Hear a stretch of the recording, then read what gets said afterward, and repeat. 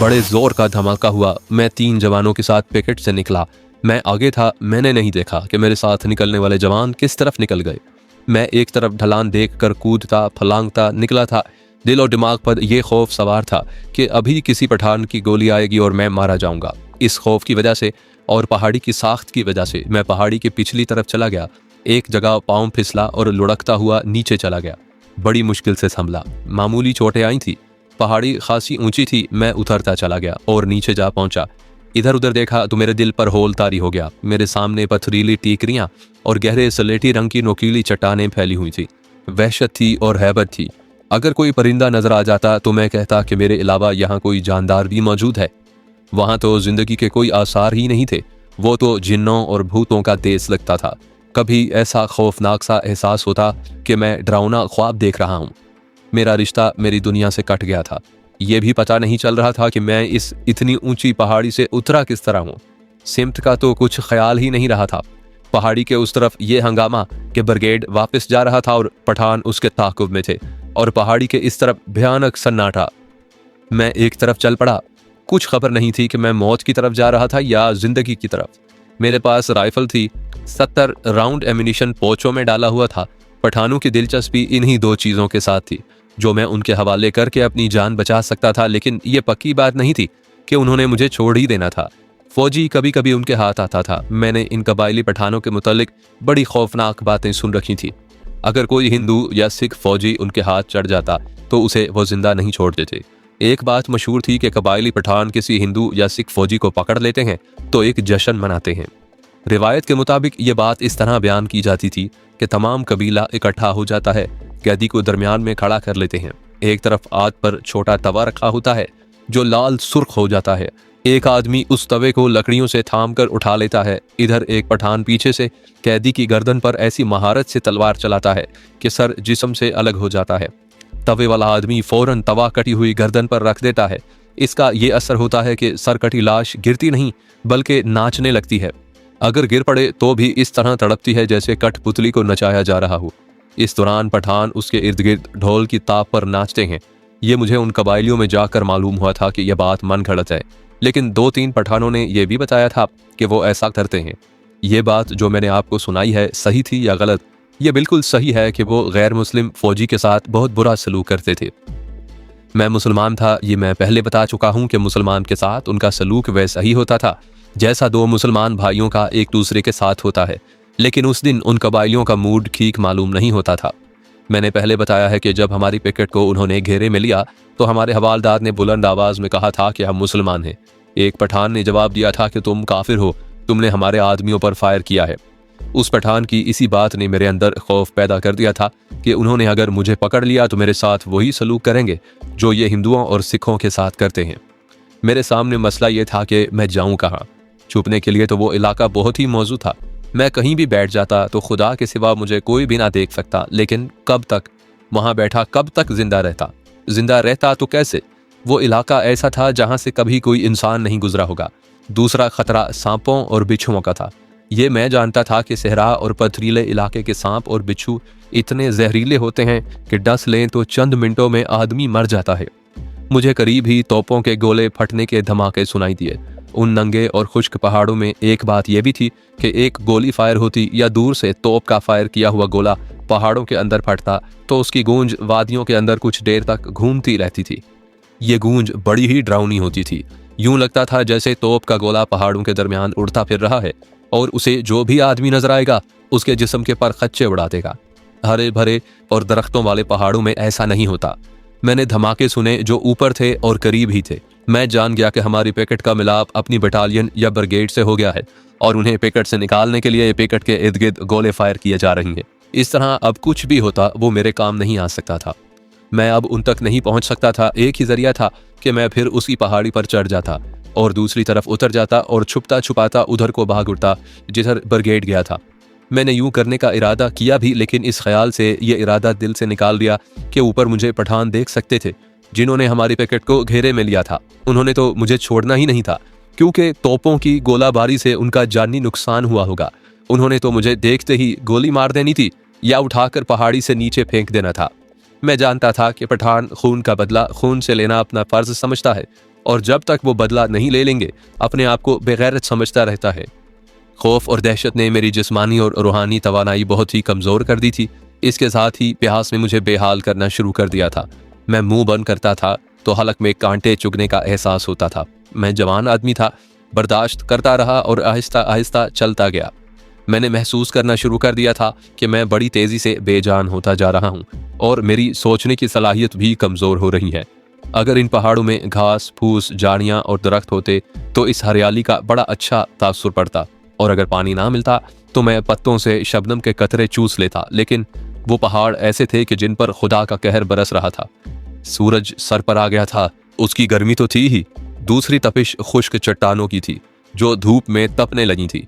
मैं एक चट्टान से दाएं तरफ मुड़ गया, उधर भी ऐसी ही चट्टानें थी। जहां जहां से उन चट्टानों ने रास्ता दिया मैं उधर मुड़ता गया, और फिर मैं एक जगह रुक गया। मुझे भयानक ख्याल आया कि मैं इतना ज्यादा मुड़ मुड़कर कहीं उसी जगह ही तो नहीं पहुंच गया जहां से चला था, लेकिन मेरे पास इसका कोई इलाज नहीं था। कुछ सोचकर मैं एक चट्टान के ऊपर चढ़ गया और हर तरफ देखा। एक तरफ तो वो पहाड़ खड़ा था जिस पर मेरी पिकेट थी, और उसके दामन में चट्टानों का एक सिलसिला था। मैंने ये देखने की कोशिश की कि मैं कहाँ हूँ और मुझे किस तरफ जाना चाहिए। कोई रास्ता नजर नहीं आता था। ये कुछ पता चलता था कि मैं चट्टानों की इन दहशतनाक भूल भुलैयों से निकल जाऊं तो आगे मैदानी इलाका मिल जाएगा, या वहाँ छोटी बड़ी टीकरियाँ होंगी, और शायद वहाँ पानी भी मिल जाएगा, जो बज़ाहिर नामुमकिन नजर आता था। उस तरफ 1.5-2 मील दूर एक और पहाड़ था। मैं उस चट्टान से उतरा। ये दरअसल सिलों वाली चट्टानें थी, संभल कर पाँव रखना पड़ता था।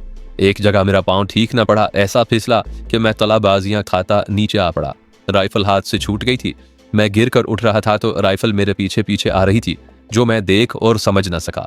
उसके गिरने की आवाज़ों से मैं बेधक गया कि मुझे पकड़ने के लिए कबायली दौड़े आ रहे हैं। इतने में राइफल मेरे कदमों में आ गिरी और मैंने उठा ली। मेरा सर चकराने लगा।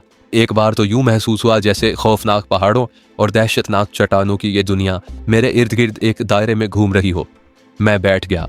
उस वक्त सिर्फ एक ख्वाहिश और ज़रूरत दिल में रह गई थी कि पानी के 2 घूंट मिल जाएं। मुझे याद नहीं आ रहा कि मैं बेहोश हो गया था या आंख लग गई थी। इतना याद है कि वहाँ कुछ वक्त गुजर गया था और मैं अपने आप में ही कहीं गुम हो गया था। मैं उठने लगा तो मैंने महसूस किया कि मैं तंदुरुस्त जवानों की तरह नहीं उठ सकूंगा। मैं राइफल के सहारे उठा और इर्द गिर्द देखा। सामने बड़े पहाड़ की चोटी नजर आ रही थी। यूं नजर आया जैसे पहाड़ आहिस्ता आहिस्ता झूल रहा हो। फिर उन चट्टानों को देखा जिनके दरमियान मैं खड़ा था। यूं लगा जैसे आगे और पीछे वाली चट्टानें मेरी तरह बढ़ रही हों और ये मुझे चक्की के 2 पार्टों के दरमियान आते हुए दाने की तरह पीस डालेंगी। मेरे मुंह से अपने आप ही चीख निकल गई, अल्लाह या अल्लाह। मैंने राइफल फेंक कर दोनों हाथ आसमान की तरफ करके बुलंद आवाज से कहा, तेरी ज़ाते बारी हर चीज़ पर कादिर है। तूने हज़रत यूनुस अलैहिस्सलाम को मछली के पेट से निकाला था। अपने इस गुनाहगार बंदे को इन खौफनाक चट्टानों के पेट से निकाल दे। मुझे धचका सा लगा। साफ तौर पर महसूस हुआ कि किसी नज़र ना आने वाली ताकत ने मुझे धक्का दिया है। मुझे ख्याल आ गया कि यूनुस अलैहिस्सलाम तो पैगंबर थे और मैं गुनाहगार इंसान हूँ। मैं इस तरह बैठ गया जैसे मुझ में पाँव पर खड़ा रहने की ताकत ना रही हो। ये शायद मेरे दिमाग की खराबी थी या मेरे तसव्वुरात का सिलसिला उलट हो गया था। मैंने अपने आप को अपने सामने खड़ा देखा। मैं वर्दी में नहीं बल्कि उन आम से कपड़ों में था जो मैं घर में पहना करता था। ये मेरी शबी थी जो 3-4 सेकंड मेरे सामने रही और गायब हो गई। मैंने अपने सर को ज़ोर ज़ोर से दाएं बाएं झटका। मैं नफ्सियात और डॉक्टरी के अलूम से बिल्कुल ही वाकिफ़ नहीं था। अपनी शबी देखकर मुझे ये ख्याल आया कि खुदा ने मुझे मेरा असली रूप दिखाया है और शायद ये इशारा दिया है कि मुझे मेरे गुनाहों की सज़ा मिल रही है। ये तो इंसान की सरिश्त है कि उस पर कोई मुसीबत आन पड़ती है तो वो गुनाहों से तौबा करता और खुदा को याद करता है, और जब उसे खुदा मालो दौलत और तंदुरुस्ती जैसी नेमत अता करता है तो वो सबसे पहले खुदा को दिल से निकालता और अपने आप को और सबको यह तासुर देता है कि मुझसा और कोई नहीं। मुझे अपने गुनाह याद आने लगे। सबसे पहले वाजदा याद आई। उसके बाप ने उसे मेरे हवाले किया था कि मैं उसे तालीम दूं, लेकिन मेरा उसके साथ इश्कबाजी का ड्रामा चल पड़ा। ये सही है कि मोहब्बत का इजहार उसने किया था, लेकिन मैं उसका उस्ताद था। ये मेरा फ़र्ज़ था कि उसे इन फजूल बातों से रोक लेता और उसे कहता कि पहले अपने ख्यालात को तालीम से आरास्ता करो, उसके बाद सोचना कि तुम्हें कौन अच्छा और कौन बुरा लगता है। मगर मैंने उसकी हौसला अफजाई की और ख़ुद भी उसके साथ उस रास्ते पर चल पड़ा। फिर मुझे वो रात याद आई जब मैं उसके घर से उसके खामिन की गैर हाजिरी में मिलने गया था। ये एक कबीरा गुनाह था कि मैं उसकी अज़दवाजी ज़िंदगी में जहर घोल रहा था। मैं अमली तौर पर उसकी हौसला अफजाई कर रहा था कि वो अपने खामिन के साथ बेवफाई करे और मेरी होकर रहे। फिर मैंने वाजदा की इतनी ज़्यादा हौसला अफजाई की कि उसने यहाँ तक कह दिया कि मौका मिले तो आसिफ को कत्ल कर दो। मैंने उसे कहा कि मैं आसिफ को जिंदा नहीं छोड़ूंगा। फिर मुझे आयशा याद आई। मेरे जिस्म ने बड़ी ज़ोर से झुरझुरी ली। वो हमारे मज़ारों की बेटी थी, गरीब थी और उसने मेरी ज़ात में पनाह ली थी, लेकिन मैंने उसकी मजबूरियों से फ़ायदा उठाया और उसे ऐशो लज्जत का ज़रिया बना लिया। और फिर उसने अपने ससुराल और अपने माँ बाप के साथ इतना बड़ा फ्रॉड खेला कि फ्रॉडिये पीरों तक ने उसे सच मान लिया। मैंने उसकी हौसला अफजाई की, उससे बड़ा गुनाह और क्या हो सकता है। अल्लाह, या अल्लाह, मैंने इंतहाई बुलंद आवाज़ में मुंह आसमान की तरफ करके कहा, मेरी तौबा, मेरे ये गुनाह बख्श दे, फिर बाकी उम्र तेरी इबादत और तेरे दीन इस्लाम की तबलीग में गुजार दूंगा। मैंने कुछ सुकून सा महसूस किया और ये भी कि मेरी तवानाई वापस आ रही है। मुझे अचानक ख्याल आया कि पानी की बोतल तो मेरे जिस्म के साथ बनी हुई है। मैंने बड़ी तेजी से बोतल निकाली, लेकिन यह हल्की फुल्की थी। ढकना खोलकर मुंह से लगाया तो पूरे 2 घूंट भी पानी ना निकला।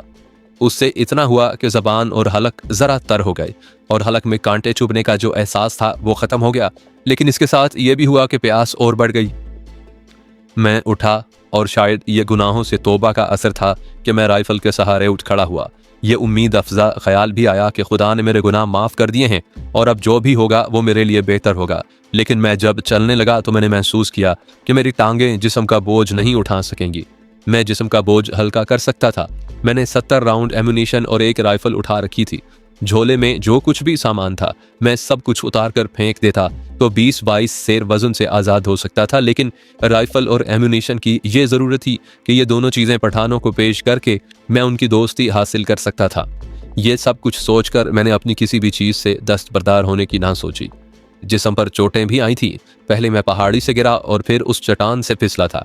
सर को भी ज़रब लगी थी। उन चोटों के असरात भी थे, फिर भी मैं चल पड़ा। अब के मैं निशानियां देखता गया कि यहाँ से मुड़ा था। कुछ दूर जाकर मुझे बड़ी पहाड़ी का दामन नजर आया और मैं चट्टानी भूल भुलैयों से निकलकर पहाड़ी के साथ साथ चलने लगा।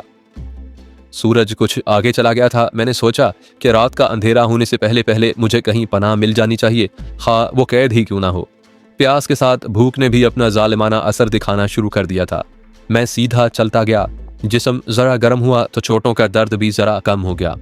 चलने की रफ्तार कुछ तेज हो गई। तकरीबन आध मील आगे जाकर चट्टानें यकलख्त खत्म हो गईं और खुला सा इलाका आ गया जो पथरीला भी था और रेगिस्तानी भी। मुझे एक और सोच आई। मेरी राइफल की मैगजीन में 10 राउंड थे। मैंने राइफल सीधी की, बोल्ट पीछे करके आगे किया। एक राउंड चैम्बर में चला गया और मैंने राइफल का बट कंधे के ऊपर रखा और नाली आसमान की तरफ करके एक राउंड फायर किया। राइफल नीचे करके फिर एक और राउंड चैम्बर में धकेला और पहले की तरह राइफल ऊपर करके हवा में फायर किया। मैंने ये 2 राउंड इस उम्मीद पर चलाए थे कि पठान कहीं करीब हुए या जहां कहीं भी हुए वो फायर की आवाज़ें सुनकर इधर आ जाएंगे और मैं अपने आप को उनके हवाले कर दूंगा और कहूंगा कि मैं मुसलमान हूँ। अचानक मेरा हाथ सर पर गया तो मैं कांप उठा। मेरे सर पर पगड़ी नहीं थी। ये मुसलमान की निशानी थी। ये फिक्र वाली बात तो नहीं थी। मैं पठानों को मनवा सकता था कि मैं मुसलमान हूँ। खतरा यह था कि दूर से किसी पठान ने मुझे नंगे सर देख लिया तो वो मुझे हिंदू समझकर दूर से ही गोली मार देगा। ये एक नया खौफ था जिसने मेरे दिल को गिरफ्त में ले लिया। भूख और प्यास ने दिमाग पर अपना असर करना शुरू कर दिया। आपने सहरा का शराब सुना तो होगा, लेकिन देखा कभी नहीं होगा। वो मैंने देखा है। ये मैं आज कह रहा हूँ कि वो शराब था, लेकिन उस वक्त उसे मैं हकीकत समझा था। तकरीबन 1 मील दूर मुझे ऐसे पक्के मकानात नजर आए जैसे कस्बों में होते हैं। उनके सामने एक कुआं था जिसमें से 4-5 औरतें पानी निकाल कर अपने घड़े भर रही थी। अल्लाह ने मेरी सुन ली है। मैंने नारा लगाया और दौड़ पड़ा। उन औरतों ने जो कपड़े पहन रखे थे वो पंजाब का लिबास था। मैं दौड़ा तो जरूर, लेकिन जल्द ही थक गया। मैं दौड़ नहीं सकता था। मैंने चलना शुरू कर दिया। कुछ आगे जाकर देखा तो मकानात गायब हो चुके थे और औरतें भी नहीं थी और ना ही वो कुआं था। उनके बजाय 3-4 एक दूसरे के करीब घने दरख्त खड़े थे। उनके नीचे पानी नजर आ रहा था। मैं तेज चलने की कोशिश करने लगा। फिर ना जाने क्या हुआ। मुझे इतना याद है कि इस तरह की नीम तारीकी छा गई थी जिस तरह काली घटाएं छा जाती हैं और उनके साथ गर्दो गुबार की आंधी आती है। मेरे पहलू में और मेरे कूलों पर कोई पाँव की ठोकरें मार रहा था और मैं आहिस्ता आहिस्ता बेदार हो रहा था। मेरी आंखें चूंधे आ गईं। ये सूरज की चमक थी। मैंने आंखें मली और फिर खोली। मैं होश में आ चुका था और मुझे औरतों की आवाज़ें सुनाई देने लगीं। फिर मुझे पहलू में जोर से ठोकर लगी। मैं उठ बैठा। पहली चीज़ जो मुझे नजर आई वो राइफल की नाल थी जो मेरे मुंह से चंद इंच ही दूर थी। मैंने आहिस्ता आहिस्ता ऊपर देखा। एक पठान औरत मेरे सामने खड़ी थी। वो जवान थी। उसके चेहरे का रंग सफ़ेद और गुलाबी था और वो बड़ी ही खूबसूरत औरत थी, लेकिन मैं उसके हुस्न को इस तरह से नहीं देख रहा था जिस तरह मुझ जैसे जवान आदमी खूबसूरत औरतों को देखा करते हैं। उस औरत के हुस्न में जलाली सी कैफियत थी और तकद्दुस का तासुर बड़ा साफ था। उस वक्त उसके चेहरे पर गुस्से का और हकारत का तासुर था। उसके दाएं बाएं दो और औरतें खड़ी थीं, वो भी जवानी की उम्र में थीं और वो हंस रही थीं। मैंने अपने बाएं तरफ और जरा पीछे देखा तो एक अधेड़ उम्र औरत खड़ी थी। मैं पश्तो बिल्कुल ही नहीं जानता था। उनकी बातों से ये अंदाजा हो रहा था कि वो बहुत खुश थीं कि उन्होंने एक फौजी को पकड़ा है। मुसलमान, मैंने अपने सीने पर दोनों हाथ रखकर कहा, बिस्मिल्लाहिर्रहमानिर्रहीम, ला इलाहा इल्लल्लाह मुहम्मदुर रसूलुल्लाह। काफिर, अधेड़ उमर पठानी ने मेरे सर पर हाथ मारकर कहा। मैंने फिर बिस्मिल्लाह शरीफ पढ़कर पूरी अलहम्द शरीफ, कुल शरीफ और फिर पूरा दरूद शरीफ नमाज वाला पढ़ डाला और एक बार फिर अपने सीने पर हाथ रखा और कहा, मुसलमान। फिर एक हाथ का चुल्लू बनाकर मुंह से लगाया और कहा, पानी। उन चारों ने आपस में कुछ बातें की। मैं बेताबी से उनके फैसले का मुंतजिर था। मैं शायद चलते चलते गिर पड़ा और बेहोश हो गया था, या शायद सो गया था। उन्होंने मुझे देखकर मेरी राइफल उठा ली और मुझे जगाया। आखिर अधेड़ उमर औरत ने इशारा किया कि मैं उनके आगे आगे चलूं। मैं चल पड़ा। वो चारों मेरे पीछे पीछे आ रही थी। मुझे ये तस्कीन हुई कि मेरा वो सफ़र ख़त्म हुआ जिसने मुझे बेजान कर दिया था, और ये भी पता नहीं चल रहा था कि मैं जा कहाँ रहा हूँ। अब ये तो मालूम था कि मैं उन औरतों का कैदी हूँ और ये मुझे अपने ठिकाने पर ले जा रही हैं। मुझे ये इत्मीनान भी हुआ कि खुदा ने मेरी तौबा कबूल कर ली है और निजात का रास्ता भी मिल जाएगा। वो इलाका ऐसा था कि ये पता नहीं चलता था कि एक फरलांग आगे कैसी ज़मीन आएगी, क्योंकि कहीं ज़रा ऊंची टीकरी थी, उसके साथ सिलों वाली चट्टान थी, कहीं खड्ड थे और कहीं से ज़मीन वैसे ही उभरी हुई थी, और ये सारी ज़मीन पानी की बूंद बूंद को तरस रही थी। इन नशेब व फराज से गुजरते एक खासी ऊंची और लंबी चट्टान के पहलू से दाएं को मुड़े तो एक वसी मैदान नजर आया। 300-350 गज दूर 5-6 कच्चे मकानात थे, जिनकी मुंडेरों पर किलों जैसी बुर्जियां बनी हुई थी। ये औरतें मुझे वहां ले गईं। उन मकानों के करीब कीकर के 2 दरख्त थे। वहां पहुंचे तो चारपाई पर एक सफ़ेद रेश ज़ईफुल उम्र आदमी बैठा था। मुझे देखकर वो उठा। उसके मुंह से पहला लफ्ज़ निकला, काफिर।